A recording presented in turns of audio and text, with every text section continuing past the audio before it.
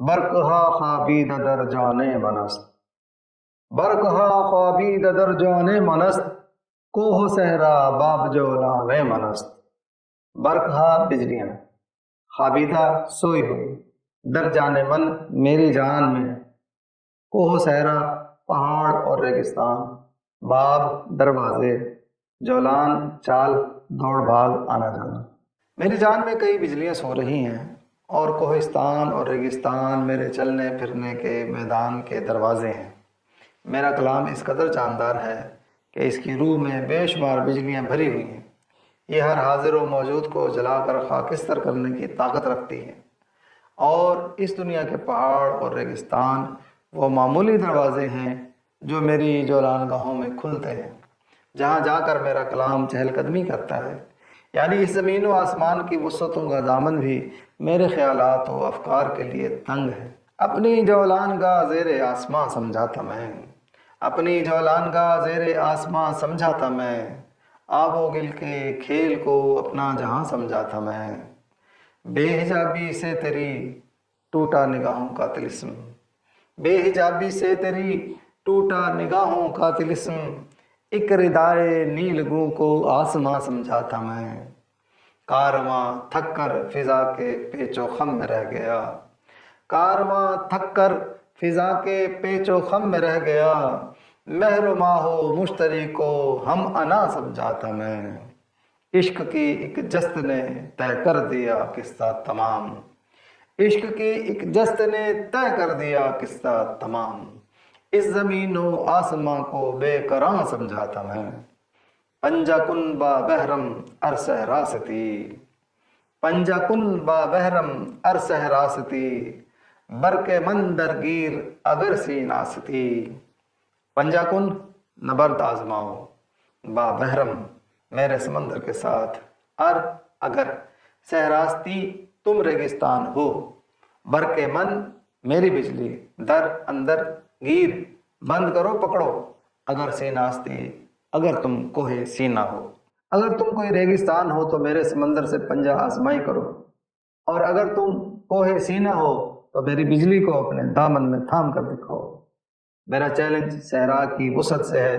کہ اگر تم میں ہمت ہے تو میرے سمندر سے پنجہ آزماؤ، اور میری للکار کوہ سینا کے ظرف سے ہے کہ تم میرے سامنے آؤ اور میری بجلی سے مقابلہ کر کے دکھاؤ۔ اپنے دامن کو کھول دو تاکہ میں اپنی بجلی کی تجلی اس کی گود میں ڈال سکوں۔ یعنی میرے افکار کی وسعت ساری دنیا کے صحراؤں سے زیادہ ہے، اور میرے تخیل کی مضبوطی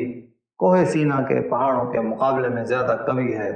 تو نہ ہی ریگستان میں اتنا دم ہے کہ مجھ سے پنجہ آزمائی کریں، اور نہ ہی کوہستانوں میں اتنی ہمت ہے کہ وہ میری بجلی کو اپنے دامن میں سہار سکیں۔ چشمائے حیوان براتم کر دے اند، چشمائے حیوان براتم کر دے اند، محرم راز حیاتم کر دے اند۔ چشمائے حیوان آب حیات، براتم میرے حوالے، کر دے اند انہوں نے کیا، محرم آشنا، راز حیاتم میری زندگی کے راز، انہوں نے آب حیات میرے حوالے کر دیا، اور وہ مجھے زندگی کے رازوں کا آشنا بنا چکے ہیں۔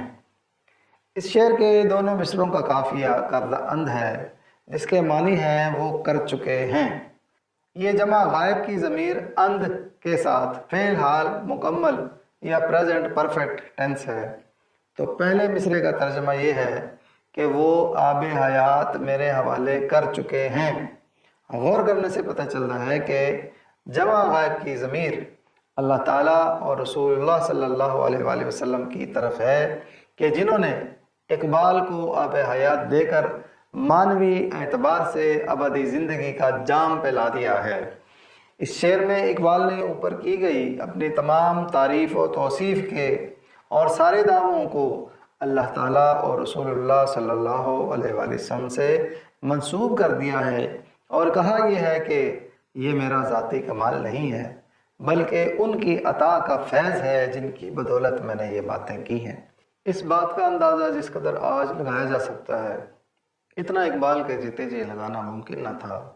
اقبال سے پہلے اور بعد میں کتنے شاعر، مفکر، علماء، فضلاء، ادیب اور خطیب آئے اور چلے گئے، ان میں سے کئی تو گمنامی کی وادیوں میں کھو گئے، اور جن کا نام باقی ہے وہ بھی اقبال کی سب سے بہت پیچھے کھڑے نظر آتے ہیں۔ گو کہ اردو زبان کے شعراء میں میر تقی میر کو پہلے نمبر پر، اسد اللہ خان کو دوسرے نمبر پر اور اقبال کو تیسرے نمبر پر مانا جاتا ہے، مگر عوامی پذیرائی کے لحاظ سے اقبال ہی پہلے نمبر کا شاعر ہے۔ اور یہ کہ جوں زمانہ آگے بڑھتا چلا جائے گا، اس مصرعے کی حقانیت اور سامنے آتی چلی جائے گی کہ اقبال اپنے نظریات و افکار کے اعتبار سے کبھی بھی موت سے ہمکنار نہیں ہوگا۔ دوسرے مصرعے میں کہا کہ وہ مجھے زندگی کے رازوں کا آشنا بنا چکے ہیں،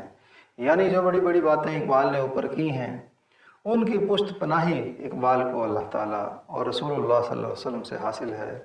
دوسرے مصرعے میں انہوں نے کہا کہ انہوں نے مجھے زندگی کے راز عطا کر دیے ہیں، جس کا مطلب یہ ہے کہ موجودہ فکر و فلسفہ اور تہذیب و تمدن جو یورپ کا پروردہ ہے اور پوری دنیا پر اپنا سکہ جما کر چھایا ہوا ہے، اس کا ایک مسلمان کی حیثیت سے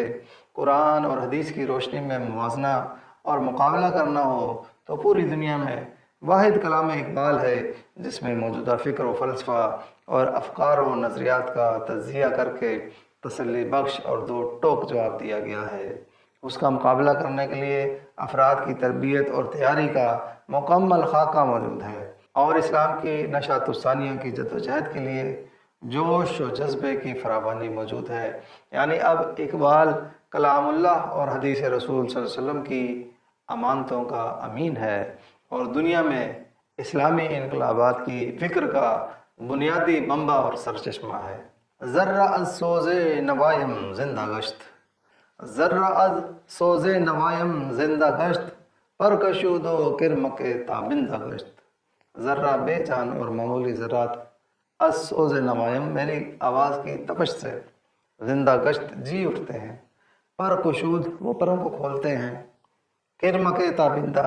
چمکتے ہوئے سورج گشت بن جاتے ہیں۔ میری آواز کی گرمی سے مردہ ذرات کو زندگی مل جاتی ہے، اور وہ ذرے اپنے پروں کو کھول کر چمکدار جگنو بن جاتے ہیں۔ اب جب کہ مجھے اللہ اور اس کے رسول صلی اللہ علیہ وآلہ وسلم نے روحانی آب حیات پہ لا کر امر کر دیا ہے اور زندگی کے تمام رازوں کا مجھے امین بنا دیا ہے، تو اس روحانی فیضان کے زیر اثر میری آواز ایسے سوز کی حامل بن گئی ہے کہ اگر کسی معمولی ذرے یعنی عام انسان کو یہ آواز سنا دی جائے تو اس میں روحانی زندگی کے آثار پیدا ہو جاتے ہیں اور اس کی روح کی چمک ظاہر ہو جاتی ہے، اور وہ اپنے پروں کو کھول کر حقیقی زندگی کی اڑان بھرنے کے لائق ہو جاتا ہے، اور دوسروں کے لیے بھی جگنوں کی طرح مشعل راہ بن کر راہبری کرنے لگتا ہے۔